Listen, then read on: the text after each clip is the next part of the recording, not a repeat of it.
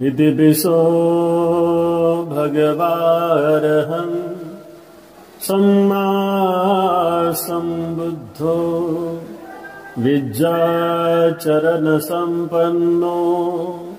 सुगतो लोकविदो अनुत्तरो पुरीषधम्मसारथि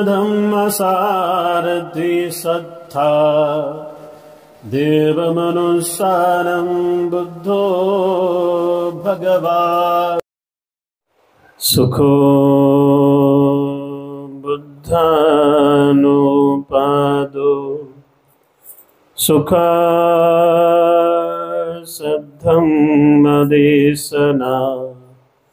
सुखसङ्घस्य सामग्री समगानं तपो सुखो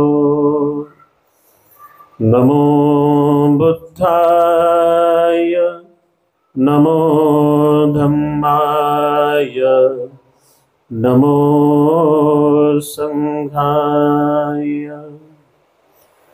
ज्या तथागताने समग्र मानव जातीला दुःखमुक्तीचा महान असा आर्य संदेश दिला ते दुःखमुक्त महामानव तथागत सम्यक संबुद्ध तथागतांनी शिकवलेला पवित्र सद्धम्म, या सद्धम्माचं आचरण करणारा प्रत्येक व्यक्ती दुःखातून दुःखमुक्त होतो।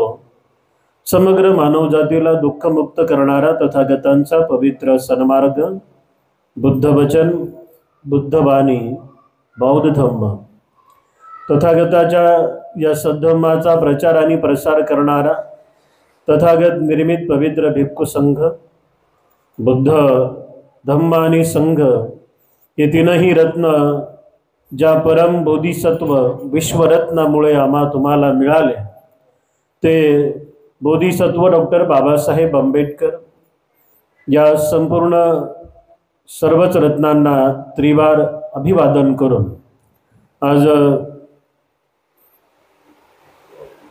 जाधव भगत परिवारामध्ये आपण सर्वजण इथे धम्मसंस्कार संपन्न करण्यासाठी उपस्थित आहोत। नारायण संपत भगत, रंजना आई नारायण भगत आणि त्यांचा संपूर्ण भगत परिवार आज हा मंगलमय कार्यक्रम या ठिकाणी संपन्न करत असताना पूजनीय भिक्खू संघाला आपल्या सर्व परिवाराच्या वतीनं सुरुवातीला भोजनदान झालं आणि कार्यक्रमाच्या शेवटी आपल्या सर्व परिवाराच्या वतीनं पूजनीय भिक्खू संघाला या ठिकाणी चिवरदान सुद्धा होणार आहे। ते महान मंगलमय कर्म आपल्या संपूर्ण परिवाराच्या वतीनं आज तुम्ही करणार आहात।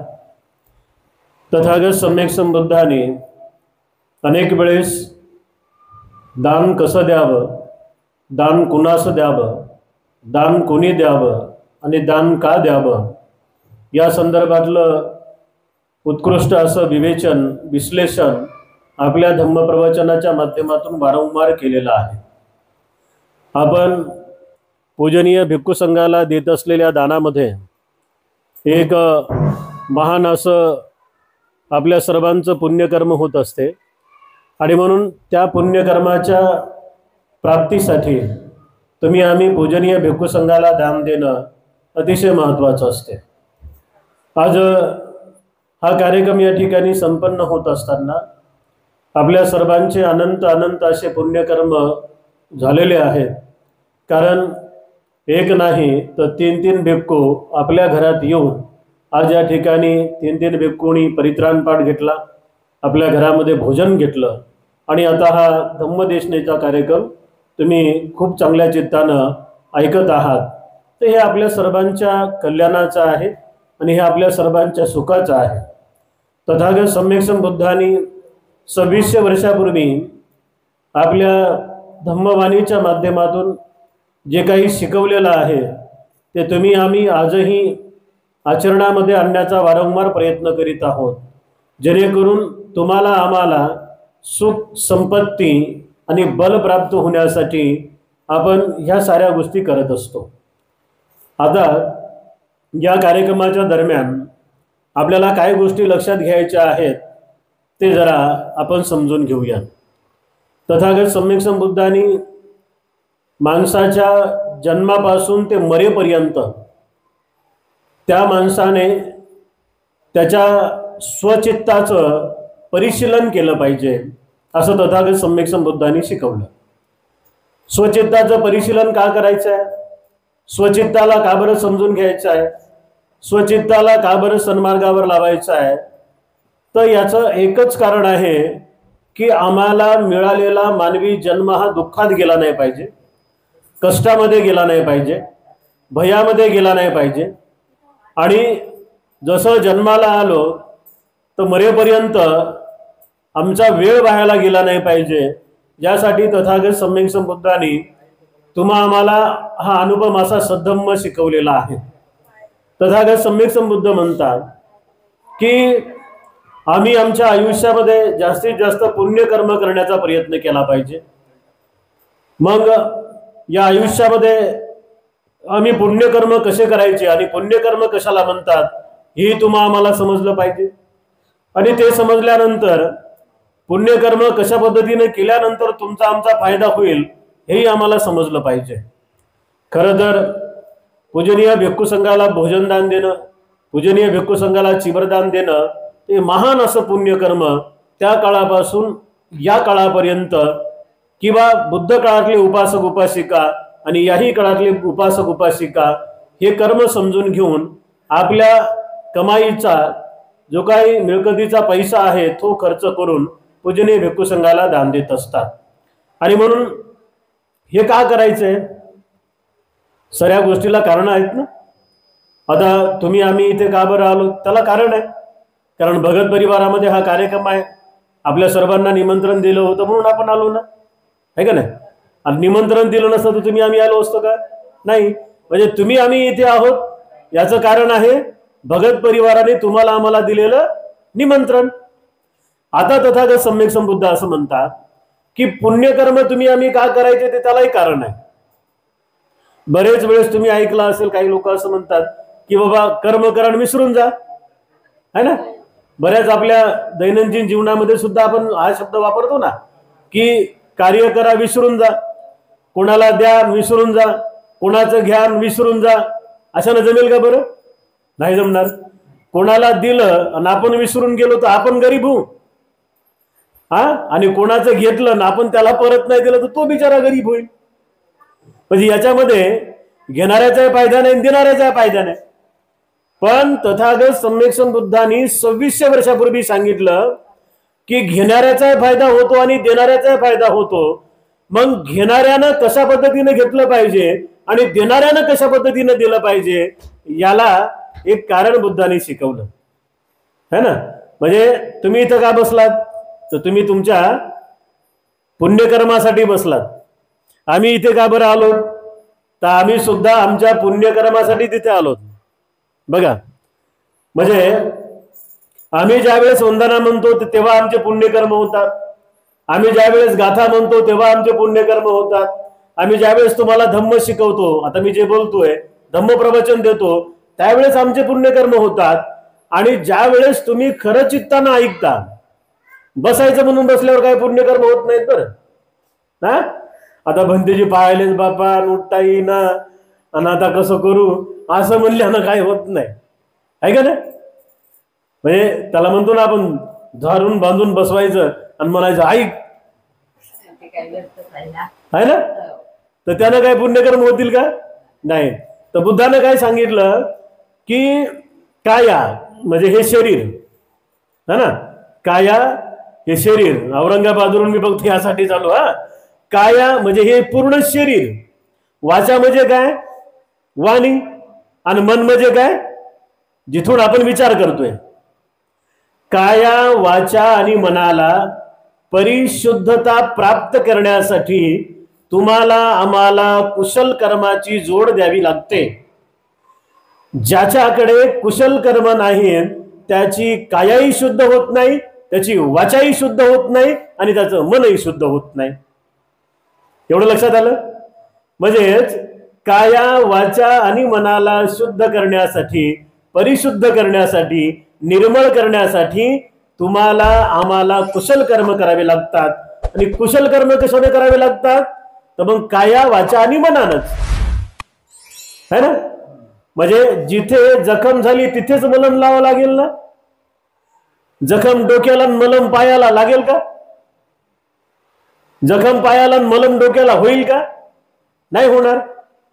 कितीही प्रसिद्ध डॉक्टरांकडे तुम्ही गेलात, खूप हुशार ब्रिलियंट डॉक्टर आहे, आणि त्या डॉक्टरला तुम्ही दाखवलं तुमचा आजार, त्या डॉक्टरने खूप चांगल्या पद्धतीने औषधी तुमच्या हातात दिल्या, आणि औषधी दिल्यानंतर तुम्ही त्या डॉक्टरने दिलेली औषधी घरी आणली आणि तुमच्या कपाटामध्ये ठेवली, आणि रोज त्या औषधीकडे पाहू लागलात तुम्ही। वा, आमचा डॉक्टर लय चांगला डॉक्टर आहे, हात लावलं की दुखणं बरं करते, आणि त्या डॉक्टरांनी आम्हाला औषधी दिल्या, किती चांगला डॉक्टर आहे, किती चांगल्या औषधी आहेत, असं तुम्ही महिनाभर म्हणत राहिले। तुमचा आजार कमी होईल का जास्त वाढेल? वाढेल ना, आहे का नाही? म्हणजे ही साऱ्या लोकांकडे औषधी आहे। कोणती? मनाचा आजार कमी करण्यासाठी आपल्या सर्वांकडे एक औषधी आहे, पण ती औषधी आपण रोज योग्य प्रमाणामध्ये घेत नाही। काय म्हटलं बुद्धाने? बुद्ध म्हणतात आत्मदीप भव, म्हणजे तुम्हाला आम्हाला स्वतः स्वयं प्रकाशित व्हावं लागेल। ही मोमबत्ती जोपर्यंत आपण विझवत नाही तोपर्यंत विझेल का? नाही विझेल। याचा अर्थ काय आहे की एकदा जर तुमच्या आमच्या अंतकरणातली ज्योत जर प्रज्वलित झाली तर ती ज्योत तुम्हाला आम्हाला सुखी बनवल्याशिवाय राहणार नाही। आणि म्हणून उपासक आणि उपासिकांनो, आम्ही अशा माध्यमातून वारंवार, म्हणजे भिक्खू आले तर भिक्खूच्या माध्यमातून प्रवचन ऐकून कुशल कर्म समजले पाहिजे, किंवा आता यूट्यूब आहेत, यूट्यूबला वेगवेगळ्या भिक्खू लोकांचे प्रवचन आहेत, म्हणजे घरी बसल्या तुम्हाला सगळं काही मिळतं, परंतु तेही कसं घ्यायचं हे सुद्धा तुम्हाला आम्हाला समजलं पाहिजे।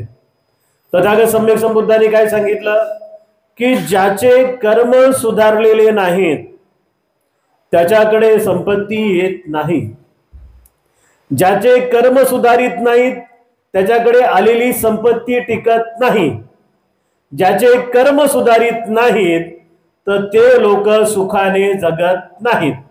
ज्याचे कर्म सुधारित आहेत, म्हणजे काया वाचा आणि मनानं जे लोक योग्य पद्धतीनं कर्म करतात त्या लोकांकडे थोडी जरी संपत्ती असली तरी ते लोक सुखानं, आनंदानं आणि अभिमानानं समाजामध्ये जगू शकतात, वागू शकतात। आणि म्हणून हे कर्म आपल्याकडे वारंवार पद्धतीनं आपण या कर्माची बँक आपली फुल करण्याचा प्रयत्न केला पाहिजे। हे कर्म कशासाठी करायचे आहेत बरं? तर हे सारे कर्म तुम्हाला आम्हाला यासाठीच करायचे आहेत की हे मिळालेलं आयुष्य पुन्हा पुन्हा आम्ही मानव म्हणूनच जन्माला येईन का? काय भरोसा नाही, येईल का? तुम्हाला जर मी विचारलं की पुढच्या जन्मात तुम्ही काय होणार, मला माहित नाही, तुम्हाला माहित नाही, आहे का? मला जर विचारलं तर मला सांगता येईल का? कोणाला सांगता येत नाही। पण मी कोण होतो याचा विचार करण्यापेक्षा, मी काय होईन याचा विचार करण्यापेक्षा, मी कुठे जाईन याचा विचार करण्यापेक्षा मी काय आहे आणि कोण आहे याचा विचार करणं गरजेचं आहे। आता माझ्या पुढे बसलेले तुम्ही सारे जण, मी साऱ्यांकडे बघू लागलो, एकाला तरी एखादा अवयव कमी आहे का? आहे का? कोणाला डोळा कमी आहे का? कोणाला कान कमी आहे का? कोणाला एकच नाकपुडी आहे का? दोन नाकपुडी आहेत ना? सारं काही वेल आहे ना? दोन पाय, दोन हात, सगळं व्यवस्थित आहे। मग हे व्यवस्थित असताना सुद्धा बऱ्याच वेळेस आम्ही आमच्याकडे काय आहे ना याचा विचार न करता आमच्याकडे काय येईल या विचारात आम्ही जास्त राहतो, है ना? आमच्याकडे काय येईल, आमच्याकडे काय पाहिजे या विचारात आपण जास्त राहतो। बुद्धानं काय म्हटलं, आशावाद चुकीचा नाही आहे, तुम्ही आशावाद असायलाच पाहिजे, आशावादी तुम्ही, है ना? तुमचं झोपडा असेल तर तुमचा बंगला झाला पाहिजे, काही हरकत नाही, तुम्ही सायकलवर फिरला तर तुम्ही फॉर्च्युनरने फिरला पाहिजे, काही हरकत नाही. तुमचं स्वतःचं हेलिकॉप्टर आलं पाहिजे, काही हरकत नाही. हा आशावाद आहे, हा आशावाद आहे. परंतु आशावाद किंवा इच्छा पूर्ण करताना जर एखादा व्यक्ती असा आहे की त्याच्या अंतःकरणात खूप साऱ्या इच्छा आहेत, त्याला खूप मोठं व्हायचं आहे आणि बेडच्या खाली काही उतरेना, है ना, दे रे हरी पलंगावरी, नाही देशील तर तू तुझ्या घरी मी माझ्या घरी, असा कार्यक्रम चाललेला आहे. म्हणजे माणसाची काय इच्छा असते की काही न करता सारं काही मिळालं पाहिजे. आता तुम्ही सांगा मिळेल का हो? हे घर बांधायला, हे घर खरेदी करायला, या घराला कमवायला भगत परिवाराला किती दिवस लागले असतील, है ना? प्रचंड मेहनत आहे ना. मुंबई सारख्या ठिकाणी स्वतःचं हक्काचं घर साधी गोष्ट आहे का? लय मोठी गोष्ट आहे. हा, आणि हे सारं करत असताना या दोन्ही भावांनी म्हटलं असतं नाही, आम्ही पलंगाच्या खाली उतरतच नाही, घर झालं पाहिजे. झालं असतं का? मग आता एक लक्षात घ्या की छोट्या छोट्या इच्छा पूर्ण करण्यासाठी आम्हाला एवढी धावपळ करावी लागते. सकाळच्या 2 चपात्या, दुपारच्या 2 चपात्या, संध्याकाळच्या 3 चपात्या, 6 चपात्यासाठी किती मरमर आहे बरं. त्याच्यात एक टाइम 2 वडापाव चालतात इकडं, है ना. किती मरमर आहे या टीचभर पोटाला भरण्यासाठी, किती मरमर आहे, किती हाल अपेष्ट आहे, किती कष्ट आहेत, किती जीवघेणी मेहनत आहे. हा, आणि ही जीवघेणी मेहनत आपण कशासाठी करू लागलो की आम्हाला थोडंफार सुख पाहिजे यासाठी जीवघेणी मेहनत करू लागलो. घर कशासाठी बांधलं? आनंदासाठीच बांधलं ना. हा, आनंदासाठीच बांधलं ना. ऊन वारा पाऊस याच्यापासून आमच्या लेकरा बाळांचं, आमच्या मायबापाचं, आमच्या पती पत्नीचं संरक्षण व्हावं, येणाऱ्या जाणाऱ्या पाहुण्यांचं संरक्षण व्हावं यासाठी घर बांधलं ना. निवारा, अन्न, वस्त्र, निवारा, शिक्षण, आरोग्य, आणि आता एक नवीन गरज आली ते म्हणजे हे डब्बा, मोबाईल. या गरजा आहेत ना. आणि ह्या गरजा पूर्ण करण्यासाठी आमची किती धावपळ आहे, किती धावपळ आहे, किती धावपळ आहे. आता समजा मी जर म्हटलं दीपकरावांना की तुम्हाला मी 2 कोटी रुपये देतो, हा, 2 कोटी रुपये देतो, दोघा भावाला 2-2 कोटी रुपये, हा, आणि त्यांना जर म्हटलं मी की हे 2 कोटी रुपये घ्या आणि आयुष्यभर सुखी राहा, होईल का? चला 2 चे 4 करतो, 4 ते 40 कोटी करतो, होईल का? नाही. प्रचंड संपत्ती असलेले लोक सुद्धा सुखी होत नाहीत. त्याचं कारणच हे आहे की त्या लोकांना किंवा तुम्हाला, आम्हाला साऱ्यांनाच आम्हाला हे समजलं नाही आहे की आम्ही पुण्यकर्म कशासाठी करू लागलो. तर बऱ्याच लोकांना ह्या छोट्या छोट्या गोष्टी वाटतात.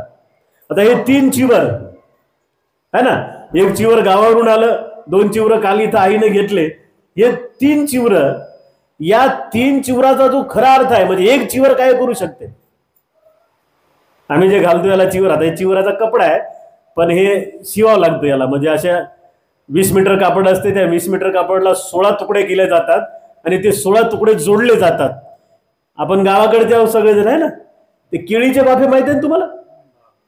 पाणी देताना केळीचे वाफे कसे असतात? बरोबर असतात ना, ते मोठाही नाही लहानही नाही. तर तसं केळीच्या वाफ्यासारखे याला फाडावं लागते 16 तुकडे आणि मग त्याला शिवावं लागतं. म्हणजे हा कपडा आणि हा शिवल्यानंतर ती चिवर, एक चिवर दान देणं म्हणजे एवढं पुण्यकर्म तुम्हाला मिळत असते. 1000 लोकांना कपडे वाटल्यानंतर जेवढं पुण्य तुम्हाला मिळतं ना, म्हणजे असं समजा की आज भगत परिवारानं 3000 लोकांना कपडे वाटले, एवढे पुण्य प्राप्त केले. हे चिवर विहारात जाईल, विहारात गेल्यानंतर त्याला शिवल्या जाईल, हा, आणि शिवून मग एखाद्या भिक्खूला ते पुन्हा दिल्या जाईल. जेव्हा भिक्खू ते चिवर घालून समाजामध्ये फिरेल आणि फिरत असताना त्याच्या प्रवचनामध्ये एखादा जर व्यक्ती सुधारला, दारुड्यानं दारू सोडली, हा, व्यसन करणाऱ्यानं व्यसन करणं सोडलं, खोटं बोलणाऱ्यानं खोटं बोलणं सोडलं, चहाडी चुकली लबाडी करणाऱ्यानं लबाडी करणं सोडली, तर त्याचं सारं पुण्य त्या चिवर दिलेल्या व्यक्तीला लागत असते. त्याचं सारं पुण्य त्या दिवशी भिक्खूला ज्या व्यक्तीनं भोजन दिलं त्याला लागत असते. म्हणजे यासाठी एवढं लक्षात घ्या की पूजनीय भिक्खूंचं दर्शन घेणं सुद्धा पुण्य कर्म आहे. तुम्ही नाही का आता आम्हाला पुष्पांचा वर्षाव करत इथं आणलं, हे कशासाठी केलं तुम्ही? हे पुण्यकर्मासाठी केलं. बरं का केलं? बुद्ध काळातले लोक करायचे ना, म्हणून केलं. राजा प्रसेनजित, राजा बिंबिसार, राजा अजातशत्रू, आम्रपाली, जेतवनातला तो अनाथपिंडक, हे सारे लोक अशा पद्धतीनं पूजनीय भिक्खू संघाचं स्वागत करायचे आणि स्वागत करून पूजनीय भिक्खू संघाला निमंत्रित करून तासन तास ते भिक्खूंसमोर बसायचे, तासन तास. मुंबईमध्ये सगळ्याच गोष्टी भेटतात, पण वेळ जरा कमी असते लोकांकडे, है ना. बाकी लोक म्हणतात बंदीजी एक नाही 3 चपात्या खाऊन जा पण वेळ मागू नका, एक नाही 3000 घेऊन जा पण वेळ मागू नका, असं मुंबईचे लोक म्हणतात. पण बिचारे खरं आहे ते, किती धावपळ आहे मुंबईमध्ये. पण या साऱ्या गोष्टीमधून सुद्धा आपल्याला सातत्यपूर्ण हे असे कार्यक्रम घेता येणार नाहीत. मी यासाठी इथे आलोय की तुम्हाला रोज तुमचे पुण्य कर्म करण्यासाठी मला काय सांगता येईल, है ना. तर 2600 वर्षापूर्वी बुद्धानं काय सांगितलं? ज्याला ज्याला सकाळी उठल्यापासून रात्री झोपेपर्यंत हे कुशल कर्म, हे पुण्यकर्म समजतात, तो व्यक्ती त्याच्या आयुष्यामध्ये खरंच सुखी होऊन जातो आणि तोच व्यक्ती दुसऱ्या जन्माची अपेक्षा करत नाही. कल क्या होगा, कल कैसा रहूंगा, कल क्या करूंगा, कल की बात नहीं करता हूं. जो है आज प्रेझेंट में जगता है. म्हणजे प्रेझेंट मध्ये जगण्याची त्याला एक कला प्राप्त होते आणि प्रेझेंट मध्ये जगण्याच्या कलेलाच धम्म म्हटलेला आहे, है ना. प्रेझेंट म्हणजे काय? आता जे काही चालू आहे, म्हणजे येणाऱ्या पुढच्या सेकंदासाठी आपण तयार असलं पाहिजे. येणाऱ्या प्रत्येक सेकंदासाठी आपण तयार असलं पाहिजे. म्हणजे याचाच अर्थ असा आहे की पुढे येणाऱ्या सेकंदामध्ये तुमच्या आयुष्यामध्ये सुख आहे का दुःख आहे, त्या दोन्ही गोष्टीसाठी तुम्ही तयार असलं पाहिजे. आणि जेव्हा आम्ही पुढच्या प्रत्येक सेकंदासाठी तयार होऊ ना, दुःख आलं तरी आपण घाबरून जाणार नाही आणि सुख आलं तरी आपण वाहून जाणार नाही. त्याला काय म्हटलेलं आहे? सती संपर्जन्य युक्त जीवन जगणे. म्हणजे सेकंदाला सतर्क राहणे आणि सतर्क राहून आपल्या काया वाचा मनाला योग्य पद्धतीने तपासणे, अनुभवणे, यालाच म्हटलेलं आहे धम्म जीवन जगण्याची पद्धती शिकणे. तर सेकंदाला काय विचार करायचा आहे बरोबर? बऱ्याच वेळेस आम्ही लोकांसोबत चर्चा करतो ना, तर लोक आम्हाला सांगतात 30 वर्षाचं, 40 वर्षाचं, 50 वर्षाचं. काही काही असे प्रसंग आमच्या आयुष्यात घडलेले असतात. 10 वर्षाच्या अगोदर आम्हाला आठवते, 20 वर्षाच्या अगोदरचं आम्हाला आठवते. आता घडून गेलं त्याला बदलता येईल का?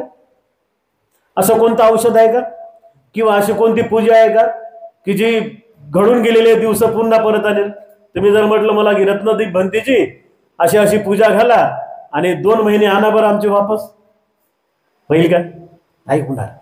हो, पण एक खरं आहे, इथे तथागत सम्यक संबुद्धांनी अशी मनाची पूजा शिकवली की येणाऱ्या प्रत्येक सेकंदासाठी तुम्ही आम्ही तयार राहिलं पाहिजे. आणि तुम्ही आम्ही येणाऱ्या प्रत्येक सेकंदासाठी तयार राहत असताना आम्हाला सतीमध्ये जीवन जगावं लागेल. सती या शब्दाचा अर्थ होतो स्मृतिवान होऊन जगणे. आता तुम्ही मला सांगा, जो माणूस सेकंदाला सतर्क आहे तर तो चुकीचं बोलेल का? तो खोटं बोलेल का? तो चहाडी चुगली करेल का? तो टिंगल करेल का? तो व्यर्थ बडबड करेल का? ते बामगोळे असेच फेकल का? काही लोक शब्दाचे बामगोळे फेकतात. ते बामगोळे वेगळे, हे बामगोळे लिया मोठे आहे. त्या बामगोळ्यानं फक्त एकदाच माणूस मरल, शब्द माणसाला रात्र दिवस मारतात. नाही म्हणत का आपण? 20 वर्षापूर्वी तिनं असं बोललं होतं, 20 वर्षापूर्वी त्यानं असं बोललं होतं, म्हणून त्यांचं नामचं जमत नाही. शब्द विसरतात का लोक? नाही. आणि म्हणून सती म्हणजे स्मृतीमध्ये तुम्ही राहिलात ना, तर एकही शब्द आपला वाईट जाणार नाही. याचा अर्थ वाचेवरती आपला संयम येईल, आणि याला तथागत बुद्धांनी म्हटलेलं आहे वाचेचे पुण्यकर्म, वाचेचे कुशल कर्म. म्हणजे ही जी वाचा दिलेली आहे तर ही वाचा लोकांना दुखवण्यासाठी दिली का? अजिबात नाही. ही वाचा परिवारातल्या साऱ्या लोकांना जोडण्यासाठी दिलेली आहे. ही वाचा समाजातल्या साऱ्या लोकांना जोडण्यासाठी दिलेली आहे. ही वाचा सर्व लोकांना जोडण्यासाठी दिलेली आहे आणि माणसाच्या संवर्धनासाठी दिलेली आहे. एकमेकाला जर आपण या वाणीनं विचारलं की बाबा तुम्ही कसे आहेत हो, आई तुम्ही कसे आहेत, किती बरं वाटते हो, किती बरं वाटते बरं. किंवा एकमेकाची विचारपूस केली या वाणीनं तर किती बरं वाटते. आणि याच वाणीनं चालता चालता जर त्याच्या तोंडातून आपल्या कानापर्यंत आपल्याबद्दल अपशब्द आले तर काय वाटते बरं.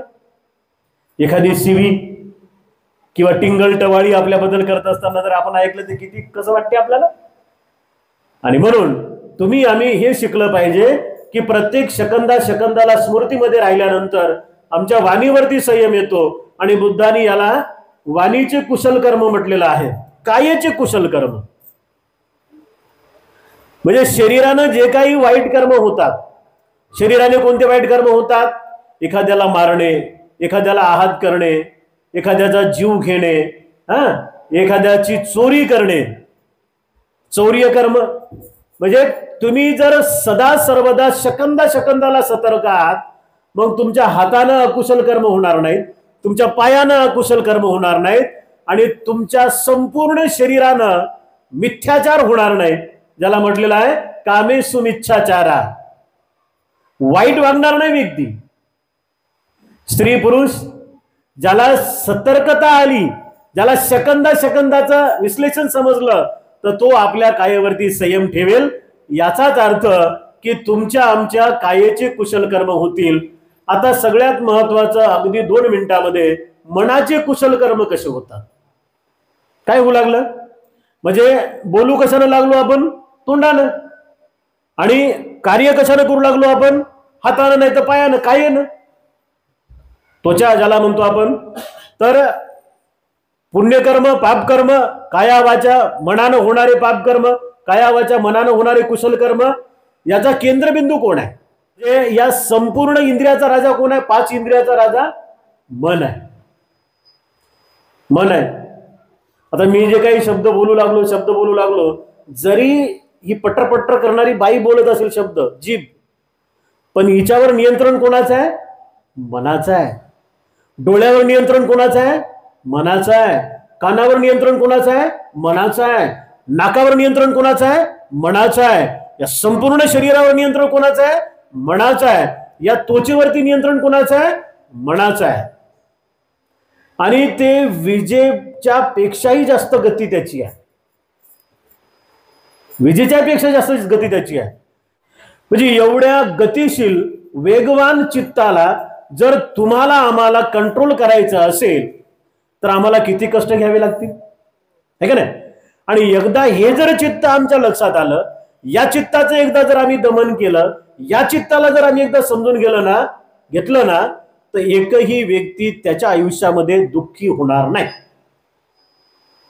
बघा, दुःख येतील हो, सुख येईल, दुःख येईल, लाभही होईल, हानी होईल, गौरव पण होईल, निंदा पण होईल, स्तुती पण करतील, शिव्या पण देतील, साऱ्या गोष्टी होतील.